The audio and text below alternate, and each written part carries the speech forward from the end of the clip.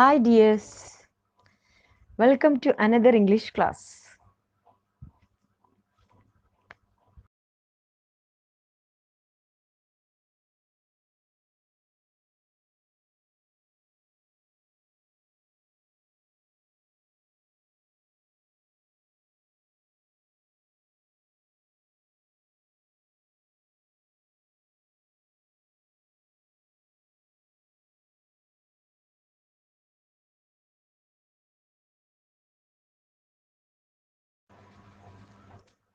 In the last class, we have seen the activity 1 and 2.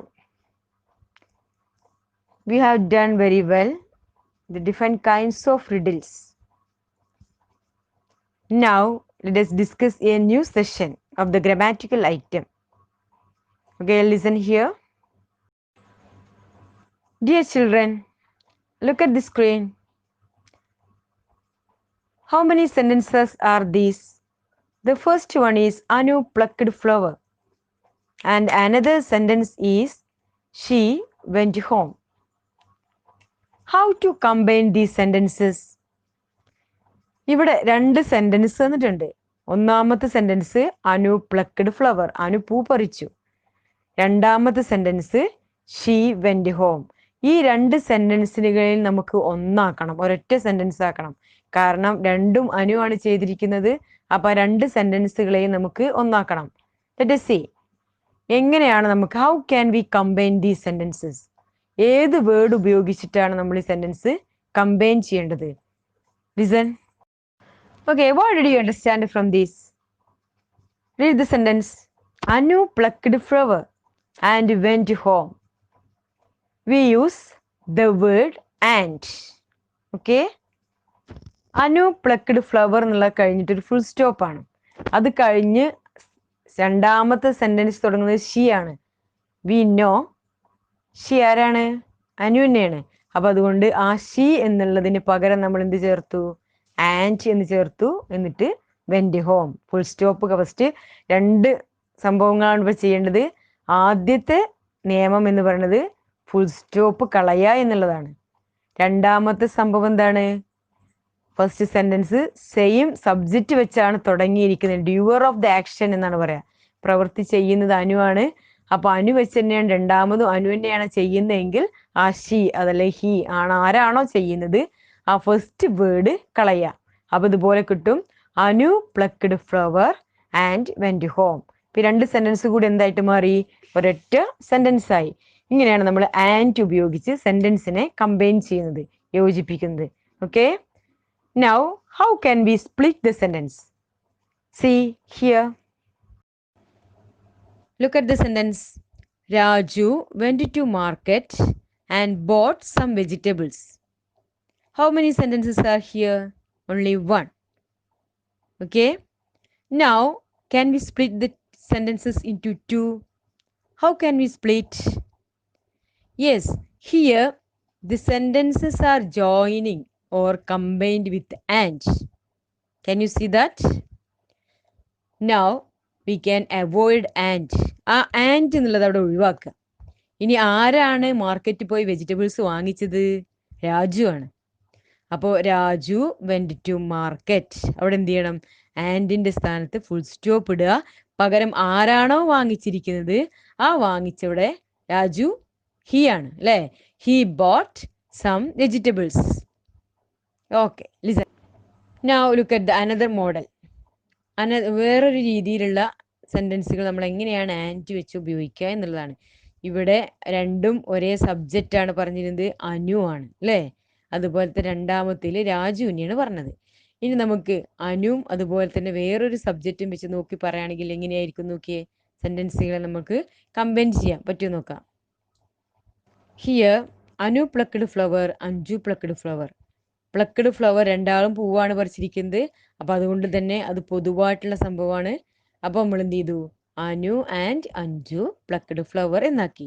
Okay, ഇനി വേറൊരു another mode of writing.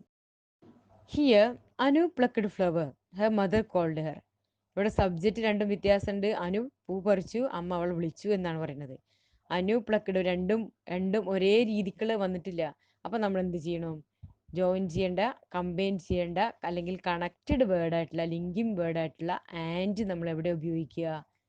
Full സ്റ്റോപ്പിൻ്റെ സ്ഥാനത്ത് ഉപയോഗിക്കുക. Anu plucked flower and her mother called her. അവിടെ ഒന്നും change വരുത്താനില്ല, കാരണം എല്ലാം വ്യത്യാസമായിട്ടുള്ളതാണ്. ഈ എക്സാമ്പിൾസ് ഒക്കെ ഒന്നും കൂടി നോക്കി നോക്കുക, മനസ്സിലാവുന്നുണ്ടോ നോക്കുക. ഓക്കെ.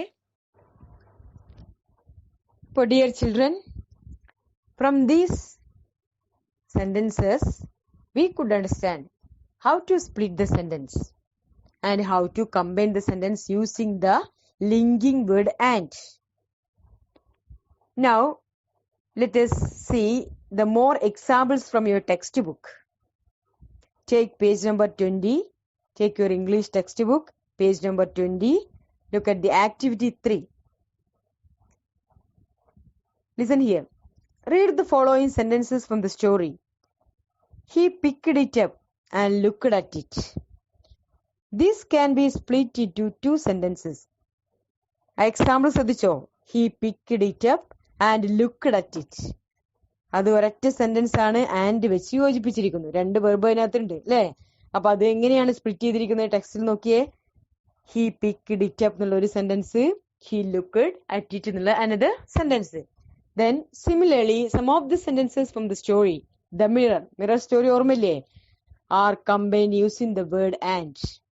ഇതിലെ കുറച്ച് സെന്റൻസ് ഇതുപോലെ കമ്പൈൻ ചെയ്തിരിക്കുന്നു ആൻഡ് വെച്ചിട്ട്. നമുക്ക് എന്ത് ചെയ്യണം? Split them in two. ആ സെന്റൻസുകളെ രണ്ടെണ്ണാക്കണം. അപ്പൊ രണ്ടെണ്ണാക്കാൻ പഠിച്ചല്ലോ. One is done for you. ഒരു എക്സാമ്പിൾ നിങ്ങൾക്ക് ഇവിടെ തന്നിട്ടുണ്ട്. He picked it up and saw the face in it again. അവിടെ ആൻഡ് ഉപയോഗിച്ച് രണ്ട് സെന്റൻസുകളെ കമ്പൈൻ ചെയ്തിരിക്കുന്നു. അതിനെങ്ങനെയാ സ്പ്ലിറ്റ് ചെയ്തിരിക്കുന്നത്?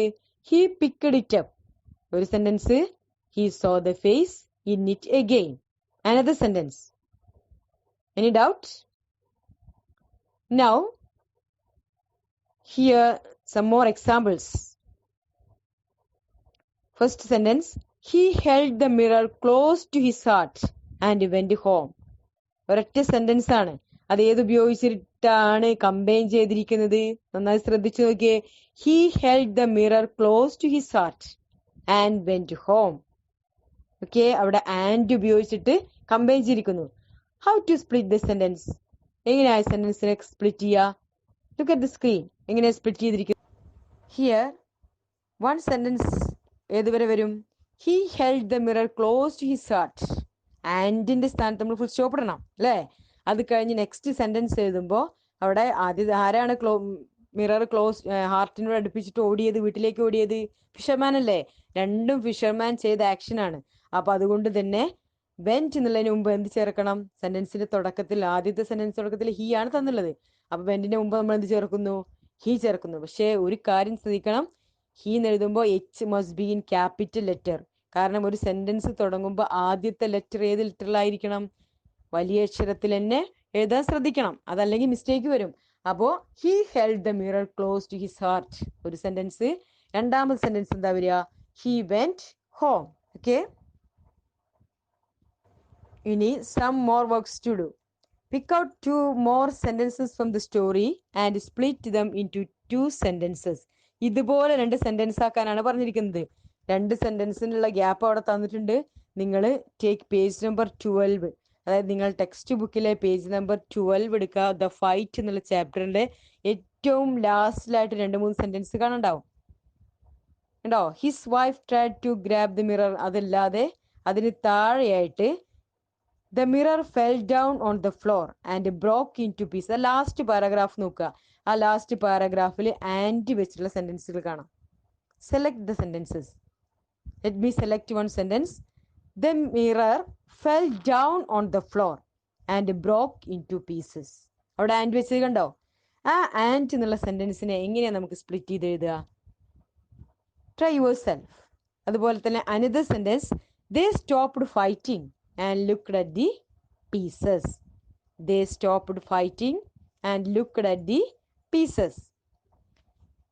Listen here. Here the mirror fell down on the floor and broke into pieces. അത് സ്പ്ലിറ്റ് ചെയ്തപ്പോൾ the mirror fell down on the floor. First sentence അതാണ്. പിന്നെ it broke into pieces എന്നല്ലേ? കാരണം എന്താണ് നിലത്തേക്ക് വീണ് പൊട്ടിയത്? മിററാണ്. അപ്പൊ മിററിനെ നമ്മൾ ഹി പറയില്ല, ഷീ പറയില്ല, പകരം എന്താ പറയുള്ളൂ? ഇറ്റ് എന്നാണ് പറയാം. അതുകൊണ്ടാണ് എന്ത് ചെയ്തത്? ഇറ്റ് എന്നവിടെ ഉപയോഗിച്ചത്. ഇത് mirror broke into pieces എന്ന് എഴുതിയാലും കുഴപ്പമില്ല കേട്ടാ.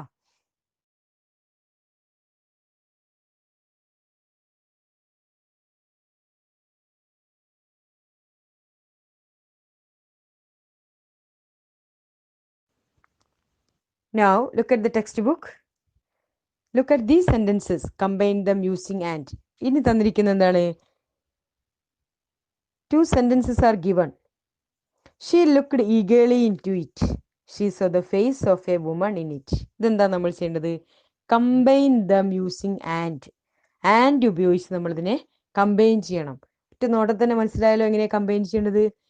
എവിടെയാ ആൻഡ് ഉപയോഗിക്കേണ്ടത്? യെസ്, എവിടെ ഉപയോഗിക്കേണ്ടത്? ആദ്യത്തെ സെന്റൻസിന്റെ ഫുൾ സ്റ്റോപ്പ് കഴിഞ്ഞ് ആൻഡ് ഉപയോഗിക്കുക.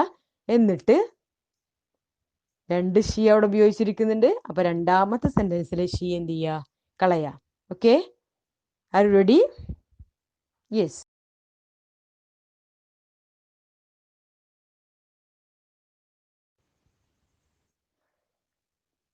Okay, dear children, hope you understood very well.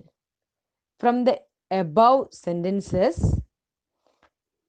you could understand how to split and how to combine the sentences using and. And is the most important connecting word or linking word. Is conjunctions എന്ന് പറയും. ഇനി സെന്റൻസുകൾ തമ്മിൽ മാത്രം connect ചെയ്യാനാണോ നമ്മൾ and ഉപയോഗിക്കുക? അല്ല, ചില വേർഡ്സ് കണക്ട് ചെയ്യാൻ വേണ്ടി നമ്മൾ ആൻഡ് ഉപയോഗിക്കാറുണ്ട്. ചില സമയങ്ങളിൽ ഫ്രേസസ് കണക്ട് ചെയ്യാൻ വേണ്ടി നമ്മൾ ആൻഡ് ഉപയോഗിക്കാറുണ്ട്. Look at the textbook. You have seen at the word that the word and connected to sentences. Is and used to connect to sentences only? What else and used for? Give examples. അപ്പോൾ ഒരുപാട് examples നമ്മൾ എഴുതി കൊടുക്കണം. കാരണം ചില വേർഡ്സുകൾ, ചില phrases connect ചെയ്യാൻ വേണ്ടി നമ്മൾ ആൻഡ് ഉപയോഗിക്കാറുണ്ട്. അതിൻ്റെ സ്വാഭാവികമായിട്ട് നമുക്ക് വരുന്ന ഒരുപാട് എക്സാമ്പിൾസ് ഉണ്ട്. For example, cup and saucer. അവിടെ കപ്പ് ആൻഡ് സോസർ എന്ന് പറയും. Bread and butter. അങ്ങനെ കുറെ കണക്റ്റഡ് ആയിട്ടുള്ള വേർഡ്സുകൾ തമ്മിൽ കണക്ട് ചെയ്യാൻ നമ്മൾ ഇത് ഉപയോഗിക്കാറുണ്ട്, ആൻഡ് ഉപയോഗിക്കാറുണ്ട്. Find out more examples like these. ഒരു 3-4 എക്സാമ്പിൾസ് മാത്രം ഞാൻ ഇവിടെ തരാം. ബാക്കിയുള്ള എക്സാമ്പിൾസ് നിങ്ങൾ കണ്ടുപിടിക്കുക.